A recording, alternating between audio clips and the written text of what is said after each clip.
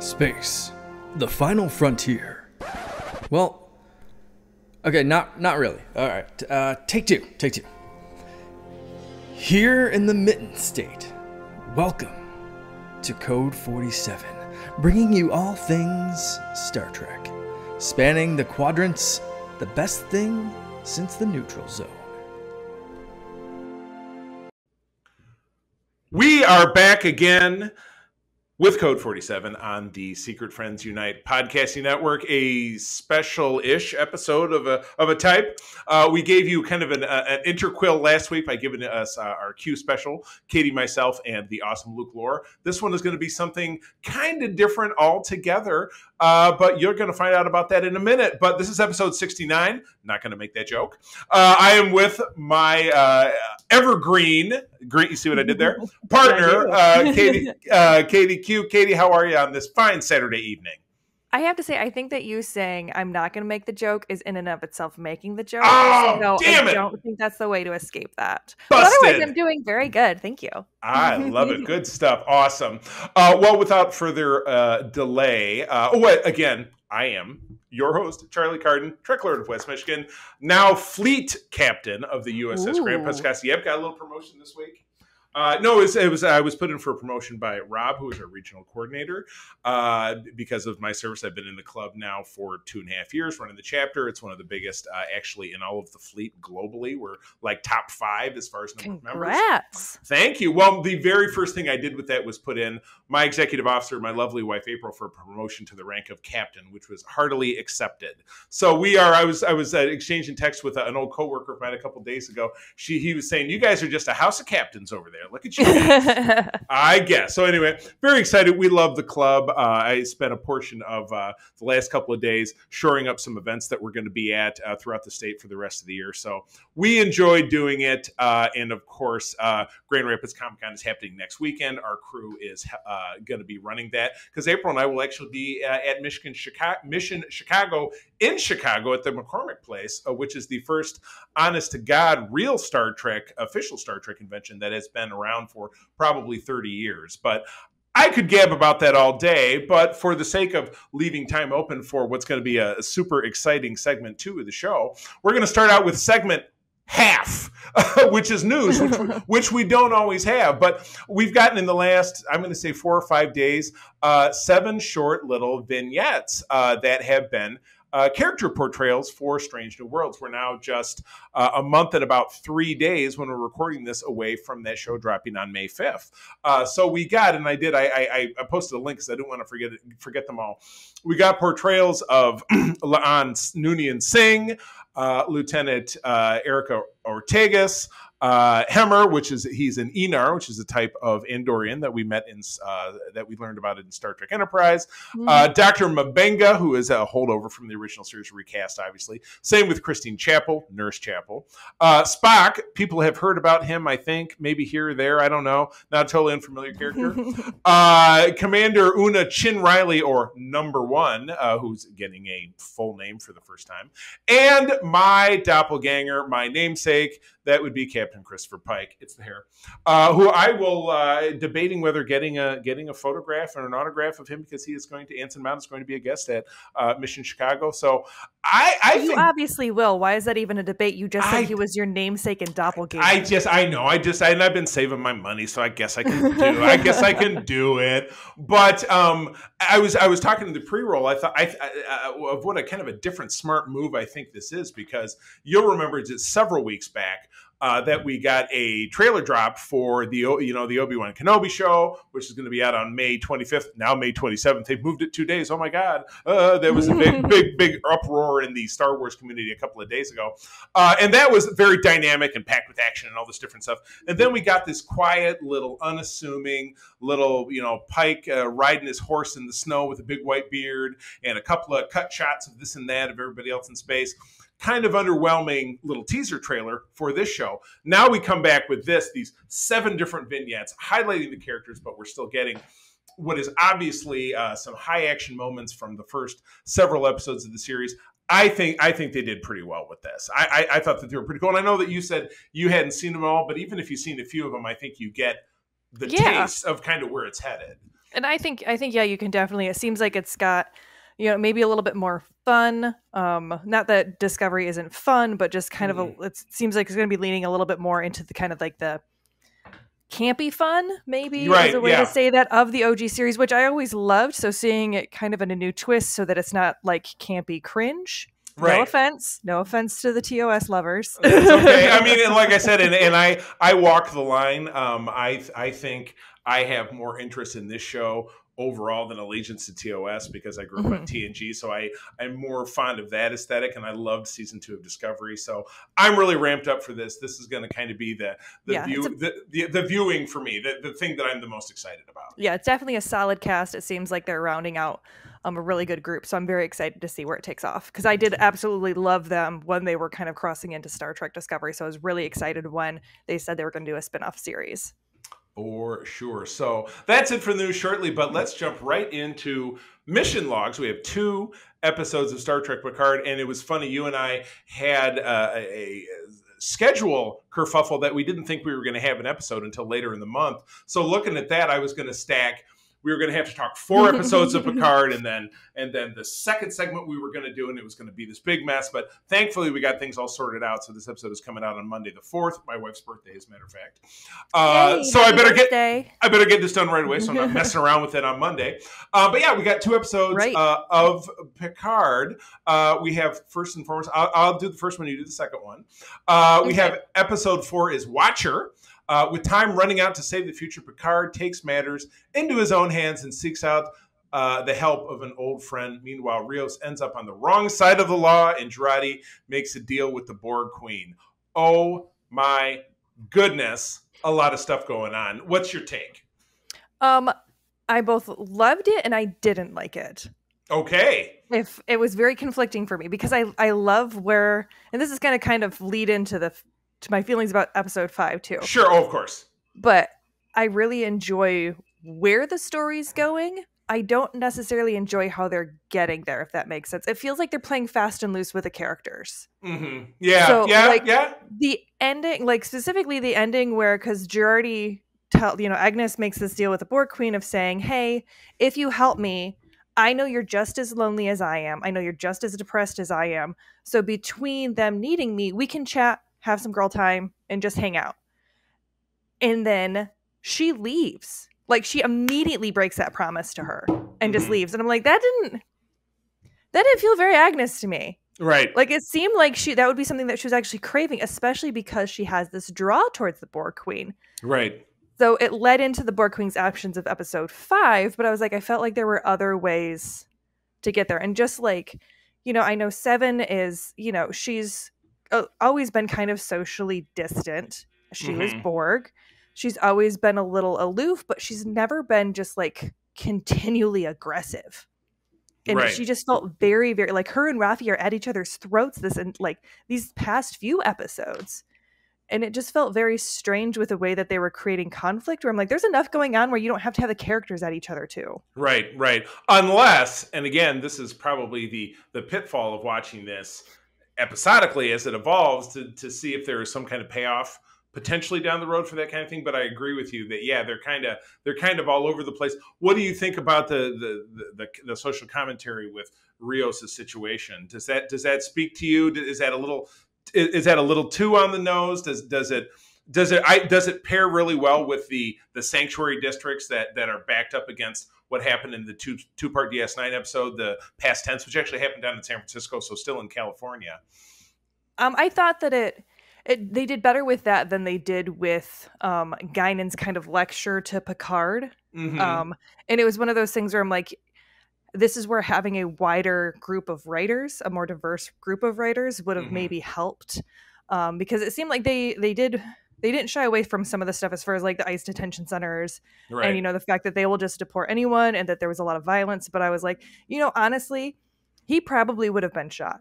Like, right. And I really don't see Rafi being able to leave after she got in the face of an officer and started screaming at them in the police district, and then stole a cop car. Like, right. I don't see how they were able to get away with that and not end up getting shot. It was they used magical technology stuff or whatever. Yeah, it was. It seemed kind of unlikely, but if you think back to like Star Trek 4 and when Kirk and McCoy and Gillian Taylor were in the hospital and they were able to get Chekhov out of there just by rolling his stretcher through into the elevator and beaming it, like they didn't get shot, you know what I mean, or they didn't get stopped or something. It was all very like great timing, and this door opened at the right time, or this door closed at the wrong time, or I used my tricorder to make what was it? How did they stop the bus? They shot the wheel out, or they used the tricorder. They used an EMP.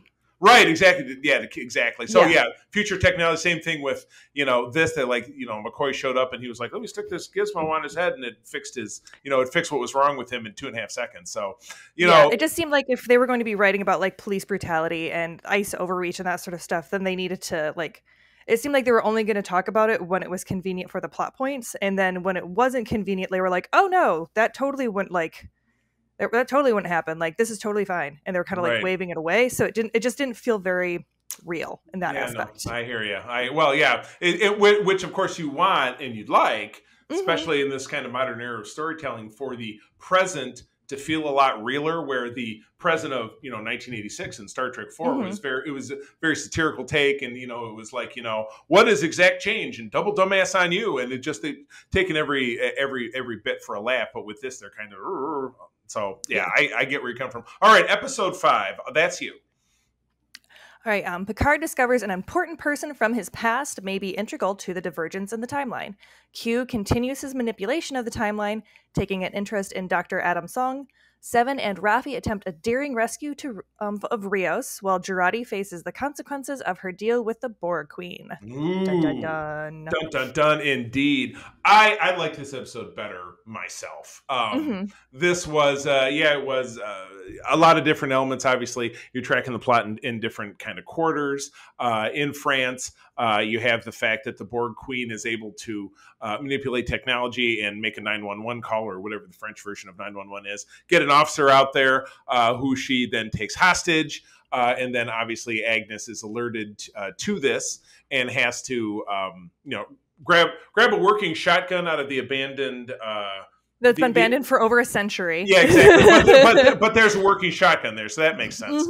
And she's able to, essentially mortally wound the Borg Queen. But the whole thing about the Borg Queen is merely a vessel, as all Borg are, and then it's clearly impacted that the Borg Queen is in her head, so it's a little bit like Baltar and Caprica 6 from Battlestar Galactica, and so now we're dealing with that. So it casts a little bit of a light on who that mysterious masked Borg individual was that we saw back in episode 1 that blew up the fleet of Starfleet ships. As through some twists and turns, feels like that's going to be Agnes, but we're going to find out. And we meet Picard's ancestor, the very lovely Rene Picard. Obviously a name that can play both ways, because that was his nephew's name in the original series. But yes, the first Picard who dips their toe into space, which I think was established before the series, but I think it was obviously mentioned in Admiral Picard's speech to Starfleet Academy in episode 1. So they were kind of teeing that up. But yeah, you see that she's part of this Europa mission, which we got a little tease for at the end of episode 4, which we didn't mention at the end of episode 4. Q's failure of a snap.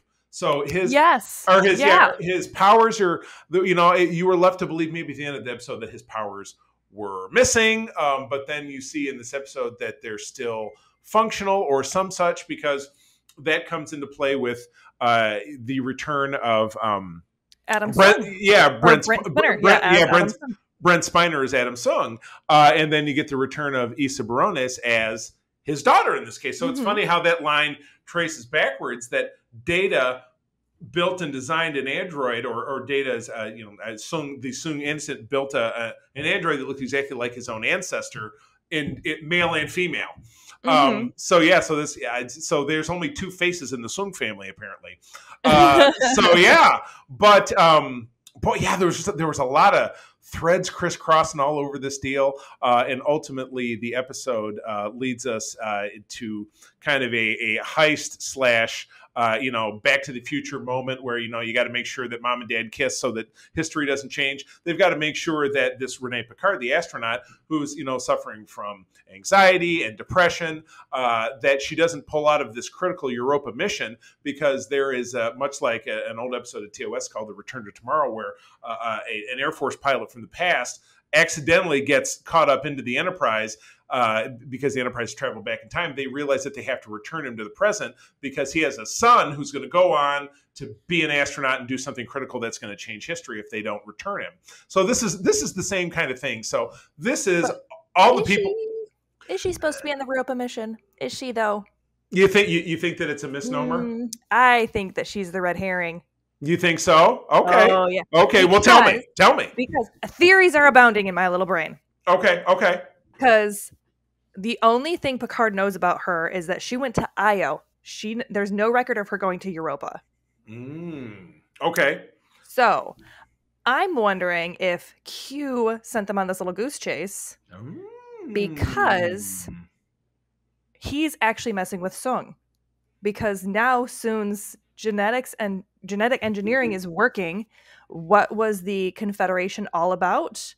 Human genetic superiority, baby. You saw Adam Soon in the first episode. What was that? A human future is the best future, or whatever. You're right. So he's the Confederation's Gandhi or Jesus. He's like the guy. Okay. Exactly. Oh, wow. Okay. But there's also I'm not entirely sure that Q isn't trying to help in his own way.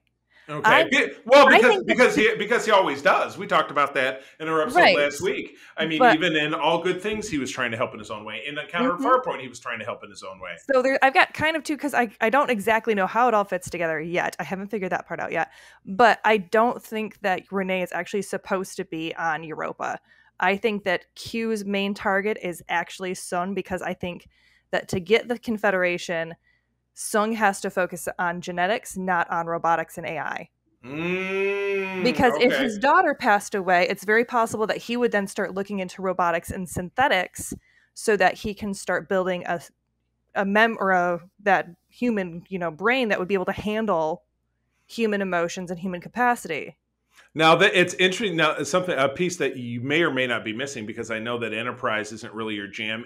There was, and I was just thinking about rewatching this. He appeared, the actor Brent Spiner appeared as another ancestor. I think the Soong family is becoming is the new through line through all of Star Trek. And I mean, Skywalkers of Star Trek. I don't know if we're going to see a Soong in Discovery like 1,000 years later. God knows. But there was an ancestor of Soong's in a 2-part episode. It was 2 or 3-part episode in season 4, the final season of Enterprise, who what he had done was he had stolen a bunch of embryos of the super soldiers, the Khan, frozen embryos, took them to this distant planet, birthed them, and raised them. And then what happens in this Enterprise episode is that they come back and they steal a Klingon ship, and they're going to start a war with the Klingon Empire, and they have to get Soong out of prison to help them stop him. And he's a very nefarious character at this point, so he's not a good guy. But at the very end of that, spoiler alert from an episode from almost 20 years ago, he says, well, I might give up on genetics, but robotics and cybernetics, I just might give that a crack. Might take a couple hundred years, but I'll bet my ancestors could finish. It was kind of heavy-handed, without a doubt. Well, you're right, because you just caught in that episode 2, when our characters end up in the alternate timeline of the Confederacy, you do catch a zoom in of the big, statue of him. He's like Zephyr Cochrane reaching toward the future, saying, "A good Earth is a human Earth." That's. But yeah, he becomes the Earth for Earthers, as it were. So, that's awesome. So I'm wondering how that's playing out, and why why Q is so focused on him versus everything else that's going on. So I'm still not convinced that Renee is the main target, and that Renee is actually supposed to be there. I'm wondering if this is all a misdirection that Q did, and that he's trying to maybe break this cycle so that Agnes doesn't become the Borg Queen, if she ends up being the Borg Queen that goes to invade or something, or stopping the, because again, the Borg are some of the most powerful creatures in the universe. Even the Q Continuum's a little bit like, hey, we kind of leave him alone. So maybe this is a whole ploy for him to stop having the Borg actually join the Federation that was the initial plot point of the first episode. Right. I mean, I'm just spitballing theories. There's probably people who are going to be listening to this being like, "Oh my gosh, Quinn, what are you even talking about? This is so stupid. That's not actually going to be a thing at all. Why are you even talking about this?" It's crazy. And again, they've got 10 episodes to do it. Is that too many? Is that too few? Do they have to throw some red herrings along the way? Like the whole, thing with the Rios and the ice detention. Why was that necessary? And again, I think maybe the disadvantage of us watching this week by week is that we don't get to see the entire picture until it's over, which is just it's not a Netflix show that you get, there's 12 episodes and watch them in a weekend. We have to go through this 10-week journey that by episode 10, if they do what they do the way they're supposed to, that they'll sew it all up into a bow, and all these little elements of it will either make sense or we'll figure out, like you said, the red herring of Renee Picard, this young lady. Why is she important? Why is she not? So yeah, you're right. The Adam Sung part of it is a whole lot more exciting. Quick Easter egg before we move on to segment 2, which is it's all Katie. Is that when Q is summoning Adam Sung, he uses his Q powers to activate Sung's 3D printer, which 3D prints a business card with a phone number at the bottom. That is a live phone number. I'll go ahead and share this in the show notes if I can. Dial this number. There is a message. It's very fun. Oh, it's very fun. Don't let me forget, but I will put it in the show notes. Okay. I say also, let's just say that is a baller networking move to hack someone to be like, here, have my card. I just 3D printed it for you. I know, exactly. Yeah, exactly. Talk about marketing in more ways than one. So anyway, I'm you're right. Red herrings in the mix, but then certainly seeing the Borgie twist that Agnes's character is taking. I'm very excited. I think we're going in a good direction. I'm enjoying the season myself. Very much. Yeah, I'm enjoying it too. I'm really excited to see how it kind of wraps up, to see if maybe some of my theories come to pass, or maybe if none of them come to pass. I do hope that they get a little bit back more to the core of the characters, so that they stop having less internal conflict and they can just deal with the external conflict. Absolutely correct. Well, cool. Well, that wraps up Mission Logs, talking about new episodes.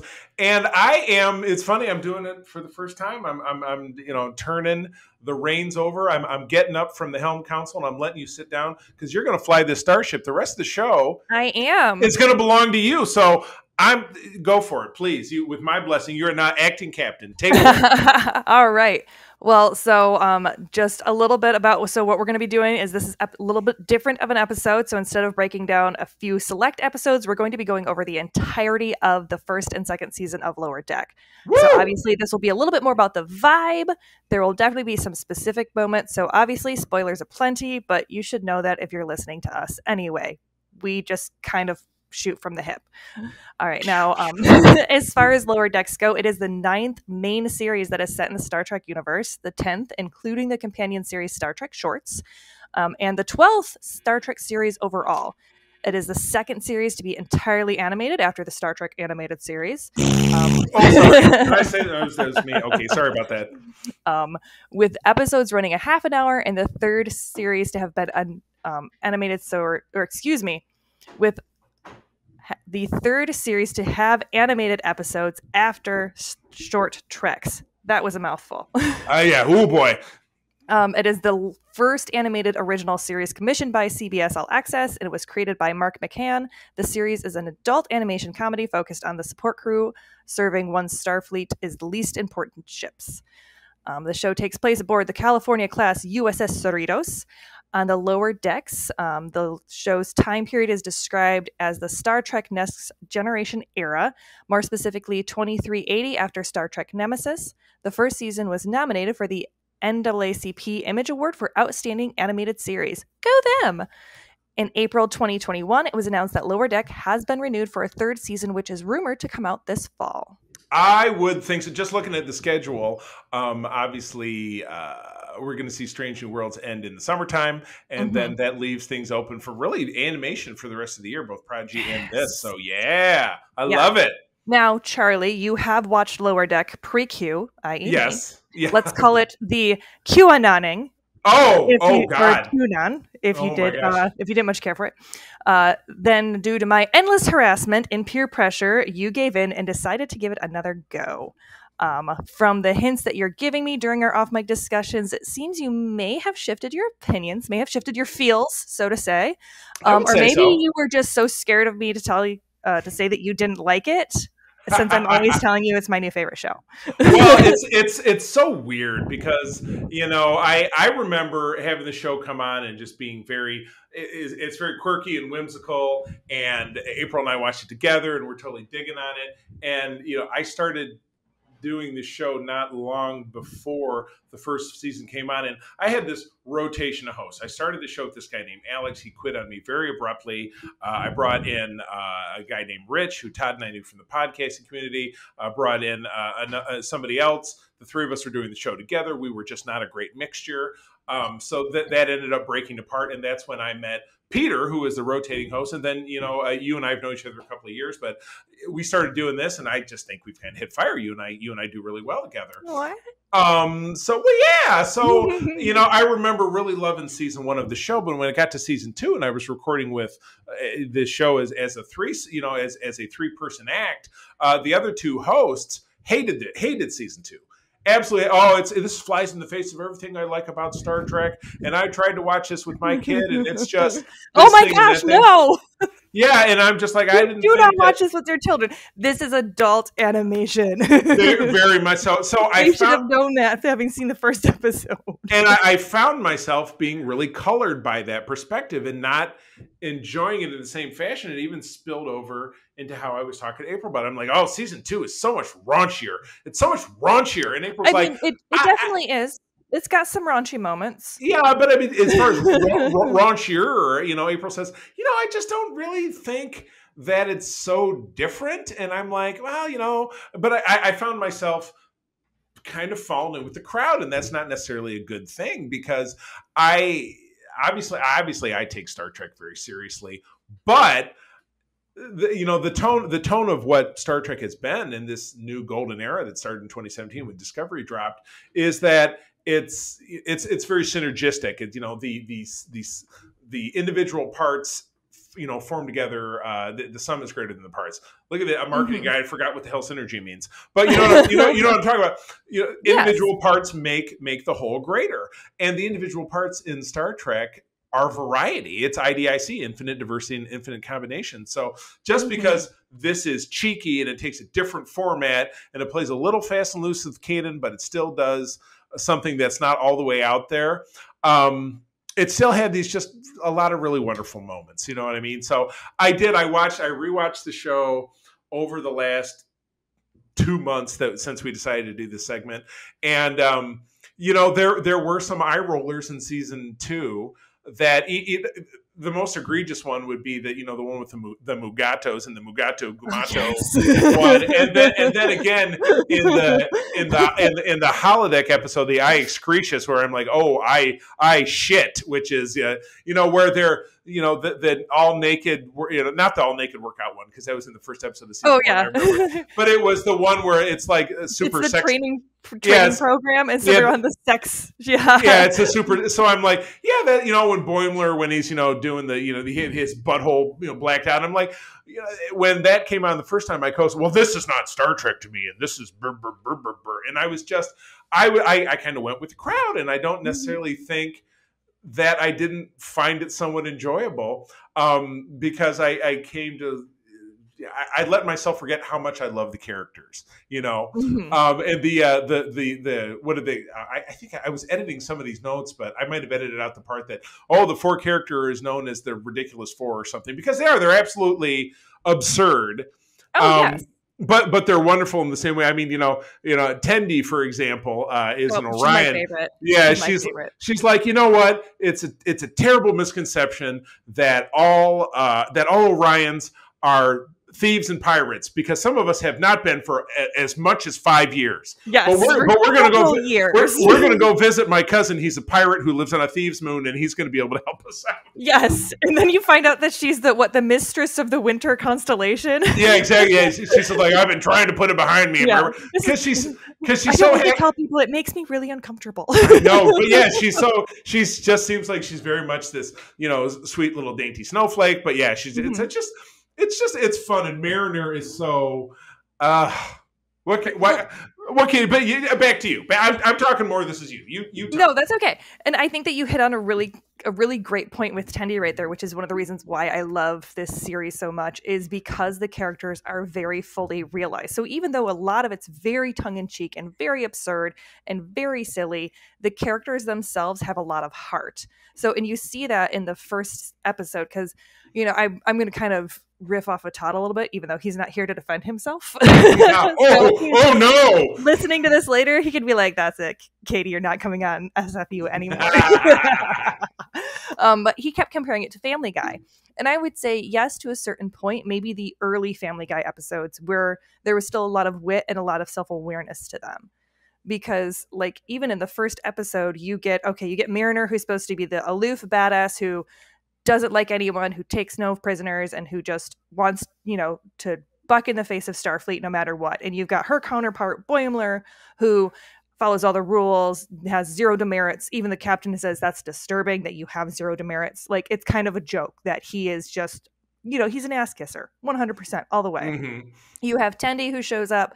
She's, first Orion in Starfleet, or one of the new Orion Starfleet, has never been on a ship. This is her first assignment, wide-eyed, glassy-eyed, just super excited to be there. You're thinking, oh, she's naive. She's just going to get into the mix of it, and everything's going to go blow up. And then Rutherford's kind of shown as almost like a smooth kind of guy, where he's got this date, and the big focus is his date, and it's going really well. And you're thinking, okay, so you've got these kind of stereotypical archetypes. And by the end of the episode, all of those archetypes have been completely pushed aside. Like, Mariner ends up taking Boimler on as her mentor. Boimler lies to the captain to save Mariner's ass. Rutherford ditches his date because she didn't know why a red alert would override door function such and such. They're just the too nerdy. Right. And right. Tendi is sitting there completely covered in zombie black throw up ooze, and Beckett makes a joke about oh, are you still happy to be here? And she's like, this was the best day ever. So you just have it where, yes, they are stereotypes in quotes to a certain extent, but they are very quick to eschew that to make it so that the characters have a lot of complexity to them, which is what I really enjoy about it. Right. And then you also have just like stupid stuff like, Q showing up and then basically telling him to buzz off. They're like, we're done with this weird space shit right now. Q, go away. Yeah, right. It was like, oh my goodness. Yeah, you're right. There are a lot of ups and downs with all of the characters. Boimler has this quest, and it's funny how they kind of subvert something in Starfleet that actually is normal, is promotions and demotions that don't involve you just getting kicked out altogether. Like, great example in the Best of Both Worlds, the big Borg two-parter that spanned between seasons 3 and 4 of TNG. When Picard was taken by the Borg and transformed into Locutus, Riker was promoted to the rank of captain. Mm-hmm. And at the end of part 2, when he was rescued and back and everything, he has this scene at the end of it where he's talking to Shelby, who Elizabeth Dennehy, the guest star, who then goes off, and then he says, Riker says, well, everybody's worried about my next job, but I'm considering my options, and it's nice to know that I can do some different shit. And then the next episode, he's back to commander's rank, and he's back to his old job, and it's never discussed. You know what I mean? So it's funny. So apparently Starfleet is not like any kind of modern military where you either advance in rank or you get kicked out or you retire. Mm-hmm. So you can go up, you can be, that's what the whole show is about. Boimler's desperate to rank up. Mariner doesn't want to rank up. The other two just kind of putz around, and they're like, we like doing our job. Or that whole episode where Rutherford is, I'm going to try all these different jobs because I just haven't found the real me, and then in the end, it's funny, and everybody, he's expecting all of his senior officers come crashing down on it, and they do the big, that is the greatest idea I've ever heard. I'm so glad that and you want to try out security. Yeah, exactly. I really want you to, to thrive at what you want to do, and I want you to be the best at what you have. And the security chief calling him Baby Bear just gets me every time. Right. I like what is that? The big major, was it Shanks? Is that his name? Who Shax, apparently I think. Shanks, who apparently dies at the end of season 1, but then he's back, and then they put all this mysticism around. You know, he has this PTSD about why he's not dead. Well, they can't talk about it.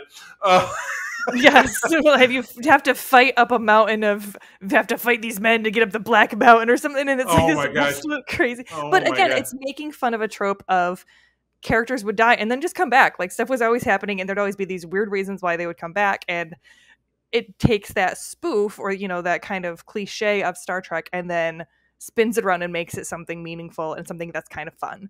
Right. And they took something very serious, like the Children of Tama, which would be the Darmok episode early in season 5 in TNG. And they introduced your first Children of Tama character in Lieutenant Kayshawn, is it? Because he had an episode early in season 2. Yes. Kayshawn, his eyes open.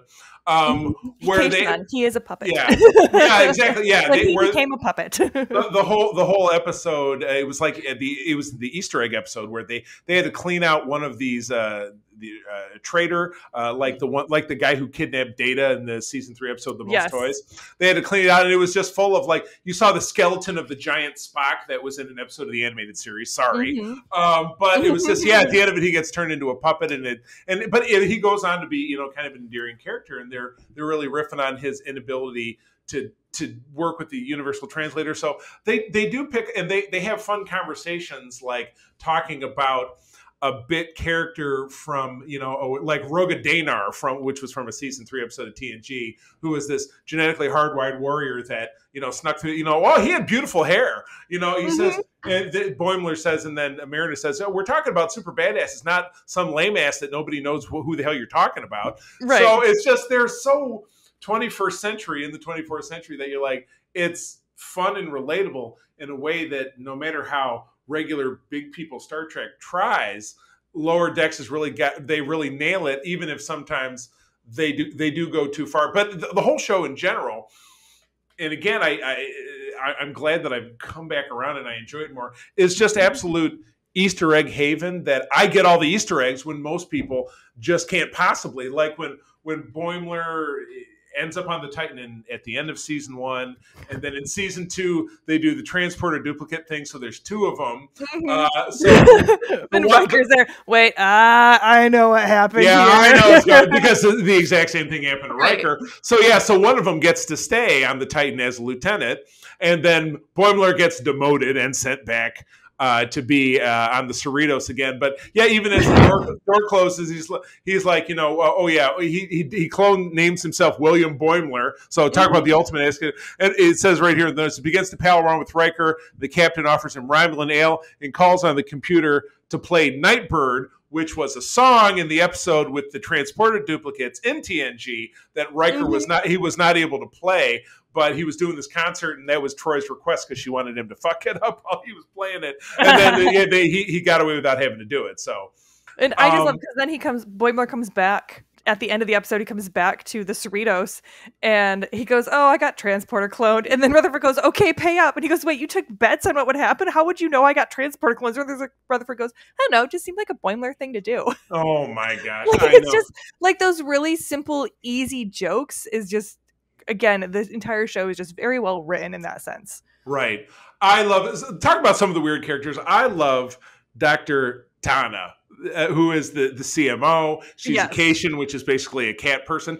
The cat jokes that they make at her expense. My favorite will be, well, there's a couple, but an early favorite was they were standing in the mess hall, and Mariner turns around and bumps into her, and she goes, she has a plate full of nachos and smears in her head, and Mariner goes, "Who the hell knows that a cat likes nachos?" Yes. That was or the fact that they don't give her real cat noises every time she like meows or hisses. You can very clearly tell it's just the actor meowing or hissing, which again is very classic Star Trek, because dub in different sounds. It was very obviously whenever they had like an animal-esque type character, it was just the guy going, right. "Arr, arr." I mean, I loved, and again, it has to do with the episode where Tendi is desperate to downplay her Orion pirateness. That their whole mission in that is they have to replace this fertility doll or whatever it is that Dr. Tana wants. It comes in a box. And in the end of it, the fertility totem is destroyed. But when they get it back to the ship, Tendy's just absolutely prepared to get blasted because she screwed up in her mission so totally, which was super important to her. That was the whole reason. That was her whole drive for that episode. And Dr. Tana's like, kid, all I wanted was the box. And then you see her take it back to her office, and she opens it up and she hops in it. And you're a dog person, right? Do you have cats at home? Do you have cat? Oh, did I lose you? Oh, I literally have one on my lap right now. Oh my! See, this is the difference of me skimming around watching notes. Oh my god! Well, that was just to watch her jump in. Anytime you see a cat with a box, how excited they get! Oh, her eyes got here, like her pupils got super big. And she was like, "Oh, that's the stuff." I can't believe one of my cats has not cat bombed us while we've been here, but we have 3 cats here. We love cats, so the cat humor speaks to me. So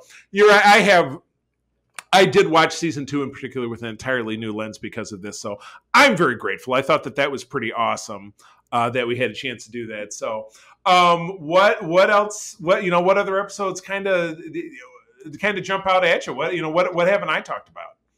Well, I mean, we've been kind of going around. So I would say that probably like you've definitely hit on some of my favorites, which were the we'll always have Tom Paris, which again, all of the let's talk about some of the cameos, because the cameos again, so you have Riker showing up with the Titan and his stupid going to warp. Give me warp in the factor of 5, 6, 7, 8. Like, and then you have him when Boimler comes back and they're like, "Oh, does he play the drum?" Because yeah, all the time, kind of obsessively. Actually, it's a little disturbing. Oh my god! Like again, just the ability for them to laugh at themselves, and you have, Troy there talking about people. She immediately calls out, "I know who we need to talk about. We need to talk about Jack Ransom, Commander Jack Ransom, Jerry O'Connell, voiced by that one was. Which one did he? Was it? It wasn't Temporal. Which one did he show up in? Where they were doing the Is that Crisis Point? Or you talk when he gets the weird god powers? That was no, that was season 1 episode, or that was season 2 episode 1, which was also phenomenal. But I was thinking of the one where they have to they're on the planet and he has to fight that guy, and it's kind of him and Mariner interact a lot. It wasn't Crisis Point because that was her wacky holodeck program. Was that the? Hold on, I'm skimming. Was it the Veritas one where they're on trial? No, I think that was Temporal. It might have been actually Temporal Edict. Temporal Edict, because that was the buffer time. Yeah, that was the buffer time one. Oh, the buffer yes. time. Oh, yeah, there you go. Yeah, so where they get captured by the crystal guys, right? And they make the law. They make the Boimler effect law where everybody has to have can put as much buffer time as they want. So basically, they can slack off as much as possible, as much as they want, to make sure they have the solid mental health to do what they need to do. And Boimler is freaking out because he's like, "I love rules. I love timelines. I don't know if this is a good idea." And the episode ends with them making the joke about the most important person in Starfleet history, which is Chief O'Brien. You better, and Boimler's, they flash. Boimler is the absolute laziest person in Starfleet of all time. 1,000 years. So basically in Discovery time. So that's what they're teaching in Discovery time, is that Chief O'Brien is the most, which, you know what, you can't, with all that guy accomplished, I think he was. He had the most, he was in the most episodes of Star Trek ever. Was he, or what? I think he might be second to Worf, if I'm not mistaken. Worf is second. Really? I actually looked it up when they made that joke, and I was like, why? I'm like, because I was laughing my ass off, but I was like, why did they make that joke? And I found out that he had the most episodes. Worf was a close second, unless you're counting Gene Roddenberry's wife, who, if you're counting her time as the ship computer, she had the most, technically, because she was the computer voice. I'm going to have to look this up now, because that actually, because Worf was in 7 seasons of TNG, almost every episode. He might have, I almost don't know if he ever missed any. He was in DS9 from season 4 to 7. And then he was in 4 films. So O'Brien was in DS9 too, though, as well. So that's right, but he only was in a handful of episodes of TNG. So I don't know. We don't need to get caught up in the minutia. But I agree with you. I think he was. I totally agree. So okay. So as we start to wind things down, any episodes that you think were like that are not your favorites? No, I love them all. Ooh. I say, well, and that's the thing. I have to think about which one is my least favorite, and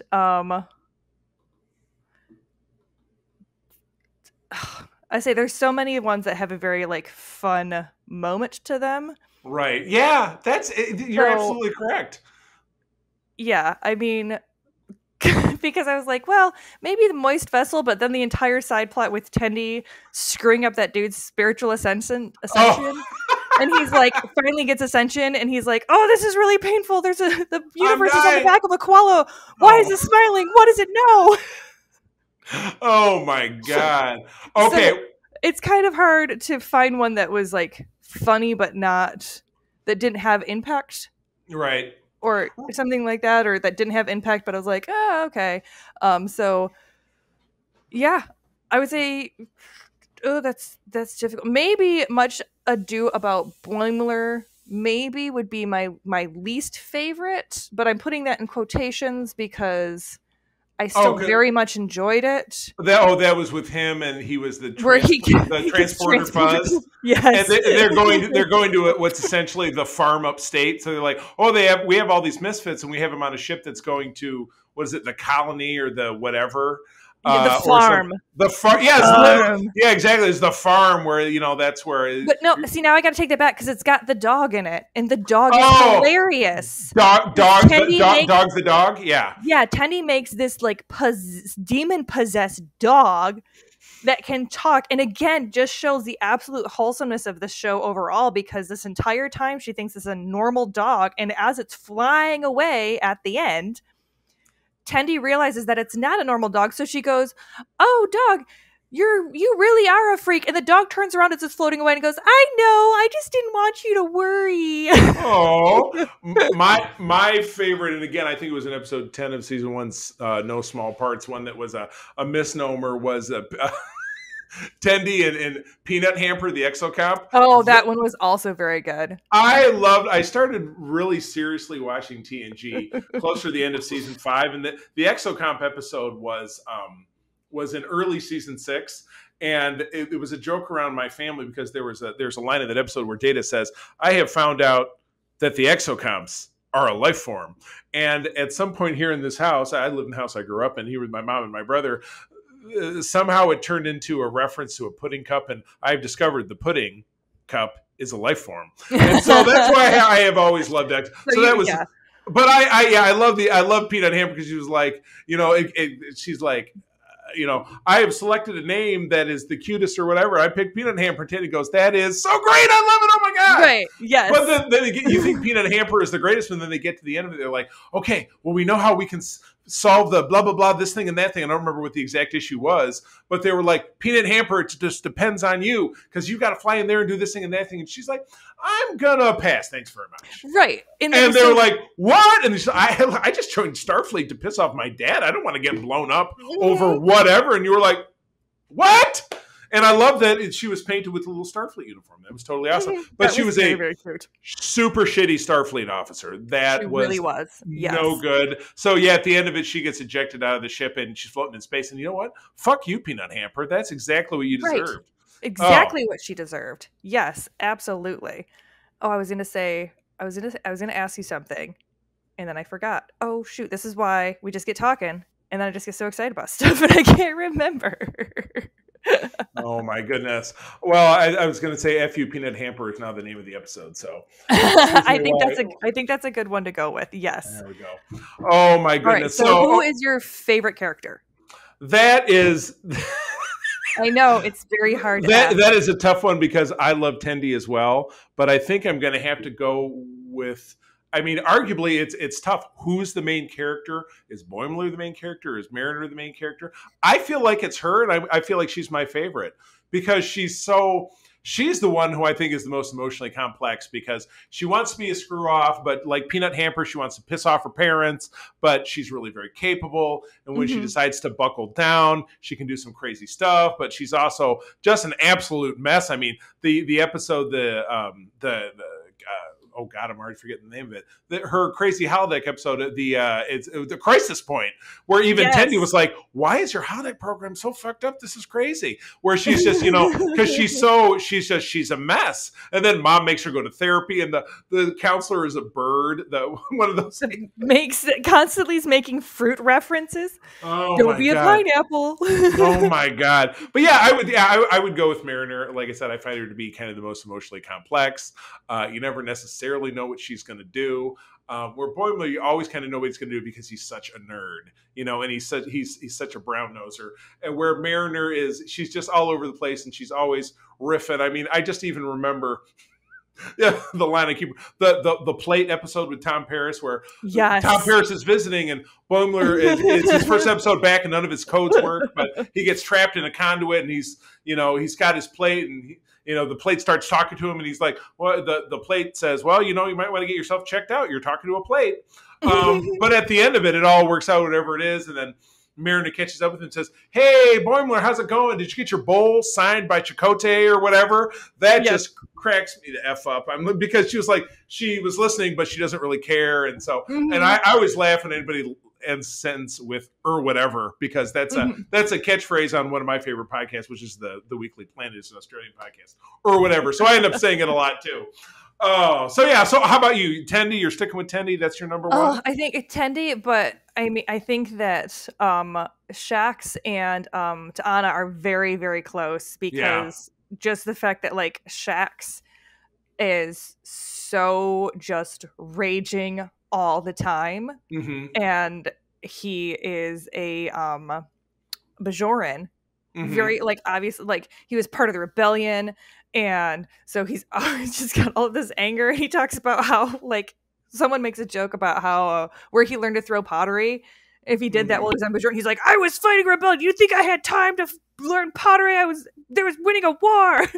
Oh my God. And it's just, but he also is so passionate and so loving towards his crew, and he's very, very dedicated, which is great. And Ta'ana's she's just a crazy, crazy animal. She's amazing. I know. And I love her, but I feel like I relate the most to Tendi just because she's kind of spastic, right? A little naive to social situations sometimes, and just really enthusiastic about everything. And so she is a part of me. And also, she's got green hair. Yeah, well, there you go. I guess you're not going to go that short, and your cosplay, your first Star Trek cosplay is going to be Lucille Ball. We're working on it. Admiral Lucille Ball. Admiral Lucille Ball. I like it. So that's cool. All right. So real quick, thoughts about season 3, overall story when they come back. So we were left with a cliff. We were left with a cliffhanger. Yeah. Ends so very, very big cliffhanger. I remember what I was going to ask you. How do you feel about how they're treating the Pakleds as the kind of like big bad of kind of the end of season 1, begin like all through season 2, because they kind of built up a more concrete storyline through the second season where the Pakleds became kind of this bigger deal, and with their only mention in TNG in that one throwaway episode, I mean, they're definitely stupid still, absolutely stupid. I walk around going red alert all the time to myself for no reason in particular. And it's red alarm, by the way. Yes.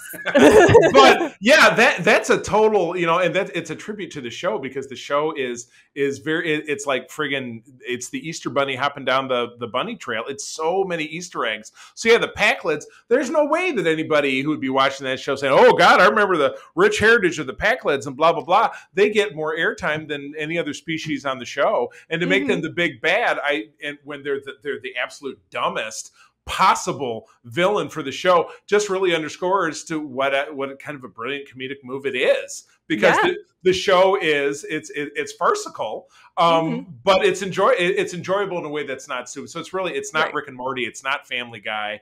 And they're a legitimate threat. They turn them into a legitimate threat. Right, exactly.